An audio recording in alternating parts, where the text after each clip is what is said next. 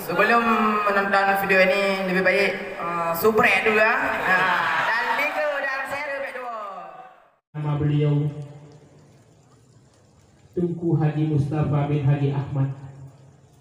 Tempat tanggal lahir Utin Bunta, Kecamatan Pesangan, Kabupaten Biren sekarang, Kabupaten Aceh Utara pada saat itu. Tepatnya pada 27 Desember 1948.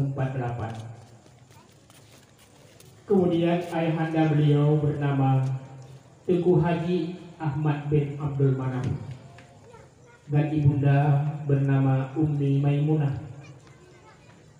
dan beliau mempunyai saudara kandung sebanyak 6 orang, dan beliau merupakan anak yang kedua daripada 7 bersaudara.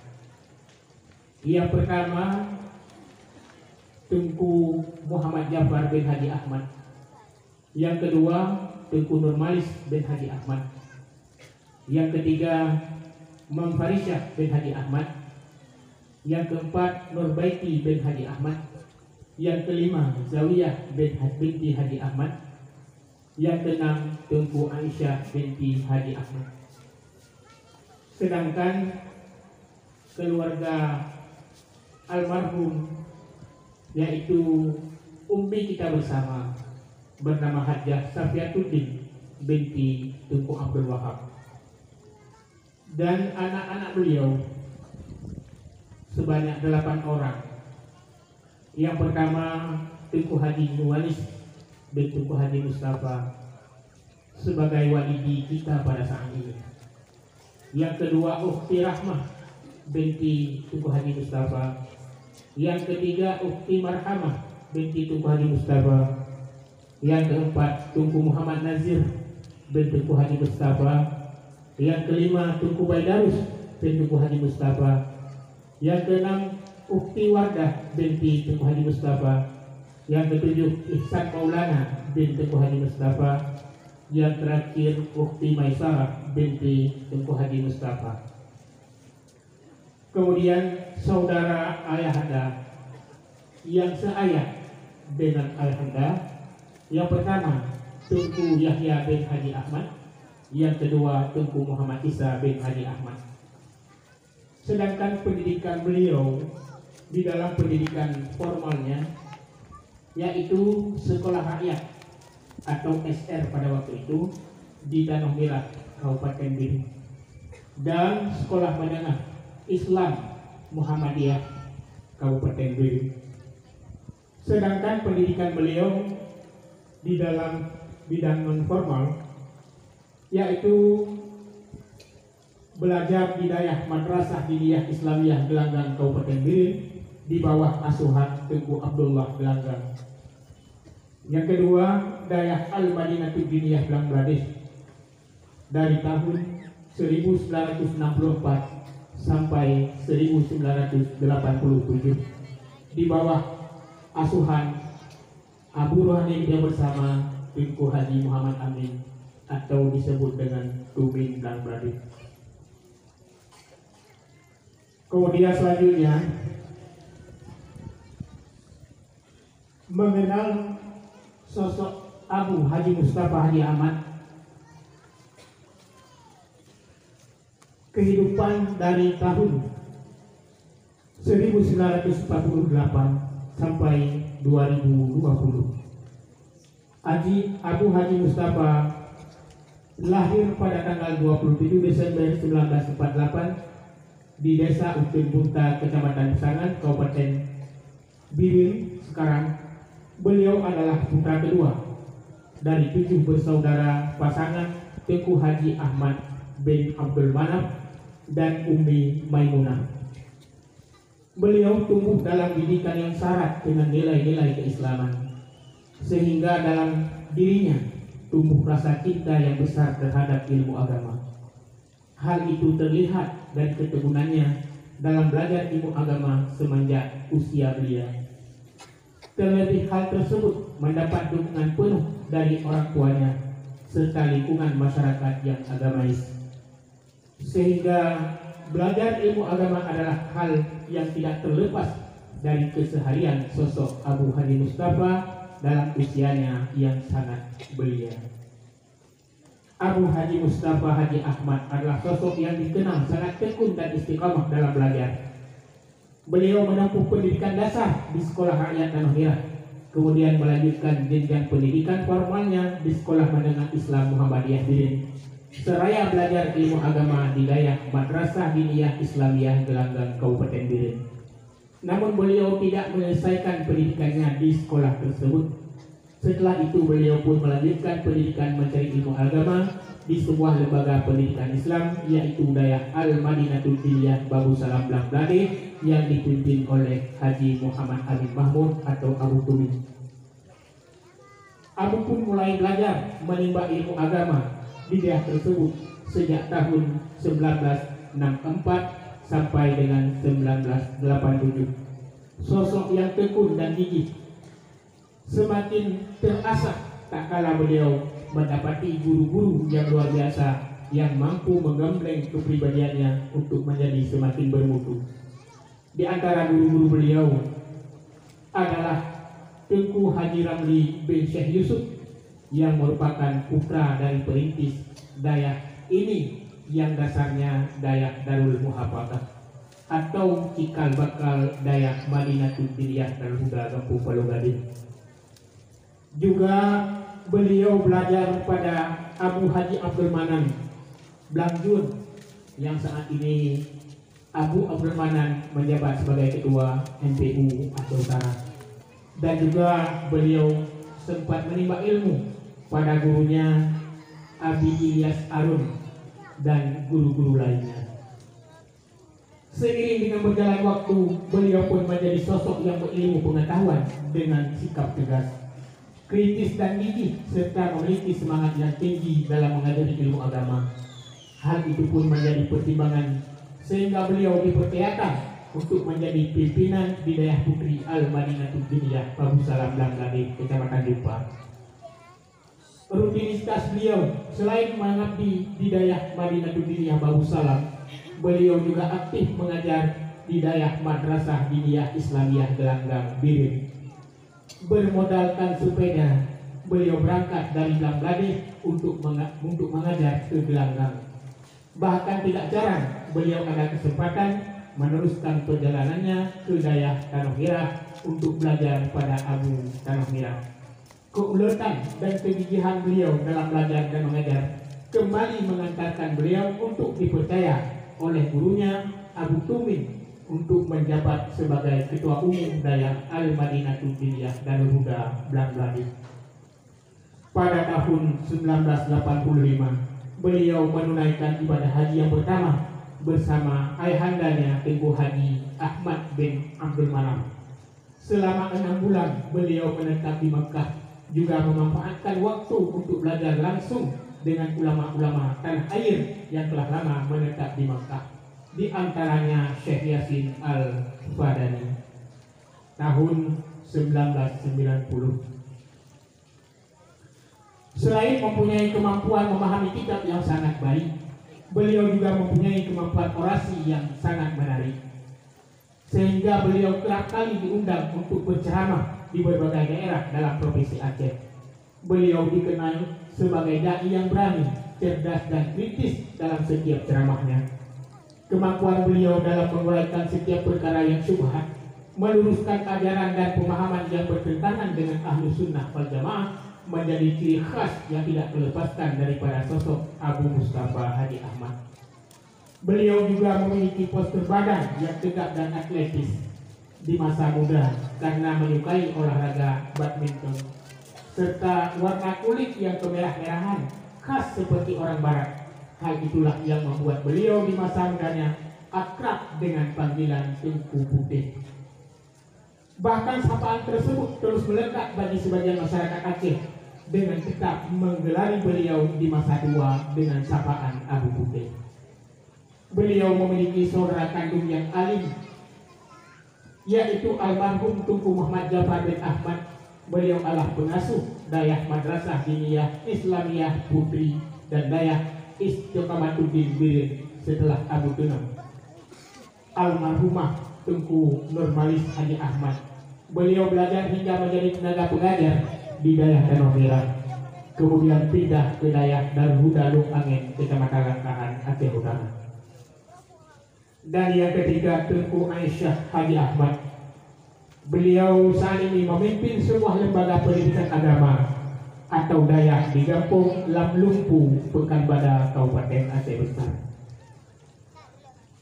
Selanjutnya,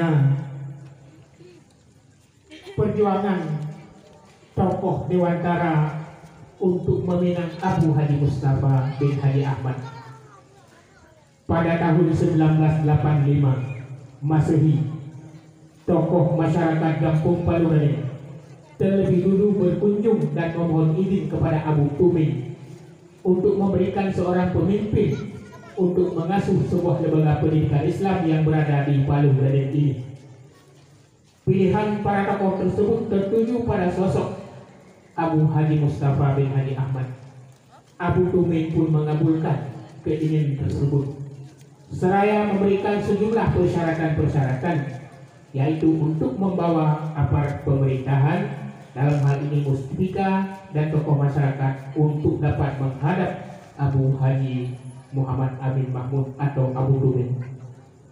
Dalam rangka pengutaraan niat yang mulia tersebut, serta mempersiapkan segala hal yang berkenaan dengan sarana dan prasarana Dayah, mulai dari pembangunan asrama, musala, dan fasilitas penunjang lainnya, serta menegaskan bahwa tugas Abu Haji Mustafa di Dayah tersebut hanyalah untuk belajar dan mengajar para penuntut ilmu agama.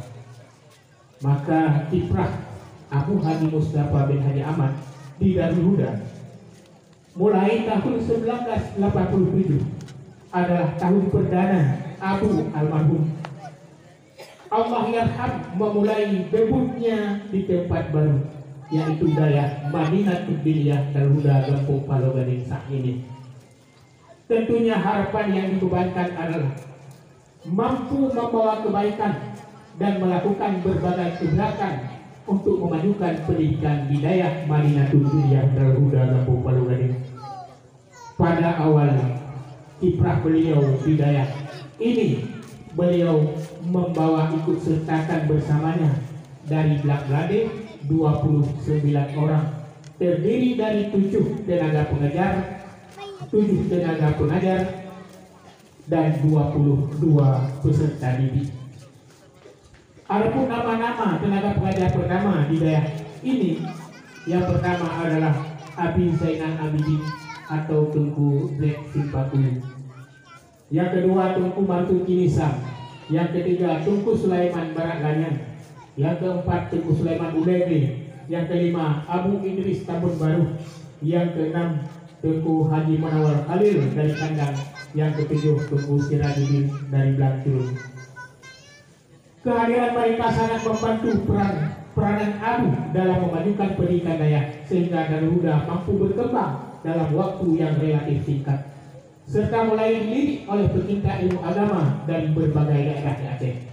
Peresmian Dayah dilakukan pada malam hari oleh guru kita bersama Haji Tengku Muhammad Amin Mahmud atau Abu Tumin, yang diikuti oleh guru Abu sendiri, dihadiri oleh masyarakat Blak-Blade dan Dewantara yang ikut larut dalam kebahagiaan akan kehadiran sosok Abu di tengah-tengah masyarakat yang notabene kekurangan pengetahuan ilmu agama. Keesokan harinya pengajian pun dimulai dengan istilah kitab oleh Abu Tumin sebagai pertanda dimulainya aktivitas pendidikan di Dayah ini. Pada awal pembangunan Dayah hanya memiliki fasilitas asrama sebanyak 10 pintu bilik dan 3 balai dan 1 gubuk kecil yang juga difungsikan sebagai tempat berlangsungnya pengajian serta fasilitas penunjang lainnya. Pengajian berlangsung di 3 balai tersebut dan di teras rumah Abu Imumsi Masjid Jamaah Darul Huda yang sekarang, yaitu Tengku Haji Hasanuddin bin Haji Isman. Komitmen Abu dalam mengemban tugas mulia, yaitu memajukan daya, dibuktikan dengan fokusnya beliau untuk mengajar dan tidak menerima permintaan dakwah ke luar daerah kecuali untuk hal-hal yang bersifat urgent selama kurang lebih 5 tahun. Semangat Abu dalam mengajar tergambar dalam durasi waktu belajar yang lebih lama. Abu mengajar dari setengah 9 pagi hingga jam 2 siang setiap harinya tanpa istirahat kecuali hanya 10 menit untuk menunaikan salat zuhur berjamaah. Hal tersebut berlangsung lamanya sehingga beliau aktif menjabat di Majelis Permusyawaratan Ulama atau MPU Aceh Utara pada tahun 2001. Untuk memajukan Darul Huda, Abu juga membentuk struktur kepengurusan daya dan membantu beliau dalam membangun manajemen daya. Adapun Ketua Umum Daya Madinatul Diniyah Darul Huda dari masa ke masa adalah sebagai berikut. Yang pertama, Tengku Amiruddin Muhammad, penduduk asli Kampung Palu Gading. Yang kedua, guru kita Abi Zainal Abidin Madad Simpang Ulik Aceh Timur. Yang ketiga, almarhum Tengku Ismail Majid Simpang Ulik. Yang keempat, guru kita Tengku Syamsuddin dari Gedung. Yang kelima, Abi Haji Muhammad Supri sampai dengan sekarang ini. Kemudian kitab yang diajarkan oleh Abu Hidayah adalah kitab Minhajul Talibin atau Al-Mahalli, serta tidak sungkan menggantikan posisi untuk mengajari talabah pendidikan dasar ketika terdapat tenaga pengajar yang berhalangan. Karakteristik pembelajaran Abu Haji Mustafa. Seorang ulama tentunya memiliki karakteristik tersendiri yang menjadi ciri khas beliau dalam mengajar. Hal tersebut juga dimiliki oleh sosok Abu. Pemahaman yang tahqiq dan yang begitu halus, sedikit dan jelas dalam penyampaian menjadi karakteristik Abu dalam mengajar. Hal tersebut menjadi daya tarik tersendiri bagi para peserta didik yang menyerap jurusan ilmu dari Abu. Hal yang paling disenangi Abu di dalam mengajar adalah ada interaksi aktif dari peserta didik melalui diskusi tanya jawab. Bahkan beliau sering memancing muridnya untuk bertanya ketika pengajian berlangsung. Kemampuan nalar yang cukup kuat juga menjadi ciri khas Abu di dalam mengajar, bahkan di usianya yang telah lanjut. Abu pernah menyampaikan permintaan untuk didoakan. Biarlah jasad beliau melemah, namun pintalah kepada Allah Subhanahu wa Ta'ala supaya semangat dan idrak atau kemampuan nalar beliau jangan sampai melemah. Hal yang paling terkesan dari sosok Abu adalah kemampuan beliau beradaptasi dan berinteraksi dengan berbagai lapisan masyarakat, baik dari kalangan bawah hingga kalangan atas. Sosoknya yang humoris semakin membuat beliau mudah diterima oleh berbagai kalangan masyarakat. Keteladanan yang beliau ajarkan kepada peserta didiknya bukan hanya melalui lisan, akwal atau tingkah laku beliau juga mengandung jutaan makna yang menjadi pelajaran berharga sebagai keteladanan dari sosok Abu Haji Mustafa. Kemudian kiprah Abu di dalam dunia politik. Abu adalah sosok ulama yang mampu menyelinap di dalam berbagai lini kehidupan masyarakat sesuai dengan kebutuhan masyarakat. Abu mampu menerjemahkan hal tersebut, diantaranya dengan menjadi mediator antara pemerintah dan ribuan massa ketika konflik Simpang KKA meletus pada 3 Mei 1999. Ribuan massa yang bertindak anarkis menggeruduk kantor-kantor strategis pemerintah Kabupaten Aceh Utara. Pada saat itu Abu Haji Mustafa tampil menjadi penengah yang mampu yang mendinginkan suasana sehingga terciptalah situasi yang kondusif. Kemampuan orasi yang handal membuat massa takjub hingga membuat para demonstran menghentikan aksi demonstrasinya. Peristiwa itulah yang membuat Abu mulai dikenal oleh masyarakat umum sehingga membuat pemerintah sering mengikut sertakan Abu di dalam setiap pengambilan keputusan yang berkaitan dengan kemaslahatan umat. Dari peristiwa itulah pamor intelektual Dayak mulai dilirik oleh berbagai kalangan. Sebelum peristiwa itu, kalangan intelektual Dayak bagaikan generasi primitif di tengah arus modernisasi. Abu juga menjabat sebagai ketua di dalam organisasi masyarakat PERTI atau Persatuan Tarbiyah Islamiyah periode 2000-2010. PERTI adalah sebuah organisasi masyarakat yang dulunya adalah partai politik yang didukung oleh ulama Aceh terdahulu seperti Abu Kurum Kale dan Abu Yamdawali Labuhan Aji. Aktifnya beliau dalam berorganisasi mengantarkan beliau menjadi ketua Majelis Permusyawaratan Ulama atau MPU Kabupaten Aceh Utara selama 2 periode, dan beliau masih menjabat sebagai wakil ketua MPU 1 Kabupaten Aceh Utara sampai akhir hayatnya. Kemudian keteladanan dari sosok Abu Haji Mustafa sebagai sosok ulama yang berkiprah dan berdedikasi untuk umat. Abu menjelma menjadi sosok panutan bagi umat. Beliau menjadi sosok yang disegani oleh siapa saja yang berhubungan dengannya. Kemampuannya memposisikan diri sesuai dengan lawan bicara semakin menambah performa dan karisma beliau di mata umat. Kiprah beliau di dunia politik sama sekali tidak mampu meredupkan karisma beliau, namun beliau semakin bersinar dengan karisma ulama yang senantiasa terjaga. Dalam dunia pendidikan Dayak, beliau tampil sebagai sosok yang menekankan tentang pentingnya kedisiplinan dalam berbagai hal, manajemen waktu yang baik, keuletan, kegigihan, dan semangat yang bergelora dalam belajar dan mengajar adalah di antara sekian banyak keteladanan yang harus diikuti oleh pecinta beliau, khususnya para talabah yang masih belajar ilmu agama di daerah Madinatul Diriyah Darul Gapung Palu Gade. Semangat yang menggebu-gebu di dalam mengajar beliau lukiskan melalui tetap mengajar walaupun dalam kondisi raga yang sangat lemah. Pada satu kesempatan beliau terlihat dalam keadaan berbaring di tempat tidur, namun beliau tetap mengajar para tenaga pengajar Dayak. Sungguh pelajaran yang sangat berharga yang ingin beliau ajarkan.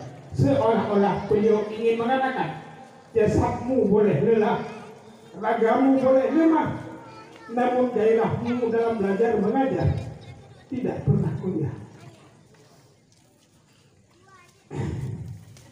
Kini keteladanan tersebut akan terus terpatri abadi di dalam setiap hati para pecinta seiring masa berganti. Kini sosok yang diteladani, dikagumi dan dicintai telah kembali ke akhirat ilahi. Pada Rabu 1 Jumadil Ula 42 Hijriah atau 16 Desember 2020 Masehi, kepergiannya mengentakkan jiwa para pecinta serta diikuti linangan air mata, duka yang melukiskan kesedihan yang mendalam yang dirasakan ribuan jamaah ikut hadir mengikuti prosesi tajdid untuk sosok ulama yang akan dirindukan sepanjang masa.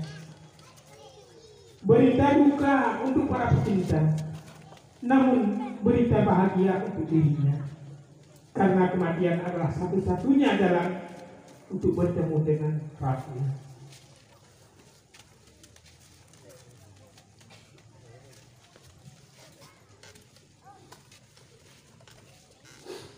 Saat ini beliau sedang menikmati pelayanan terbaik yang Allah sediakan untuknya.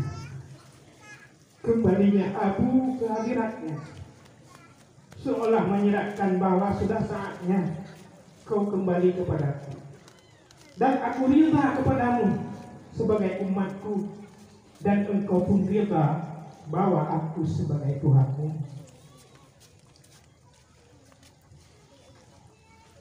Setahun pun berlalu. Tepatnya pada Senin 6 Desember 2021 yang bertepatan dengan 1 Jumadil Ula 1443 Hijriah adalah peringatan 1 tahun setelah Abu kembali ke hadirat Yang Maha Kuasa. Ia bukan untuk pergi, namun untuk kembali yang telah lama ia ciptakan dalam diri. Karena hanya dengan pintu kematian satu-satunya jalan ia untuk bertemu dengan Rabbnya. Warisan dayah yang telah Abu tinggalkan adalah amanah yang harus kita prioritaskan.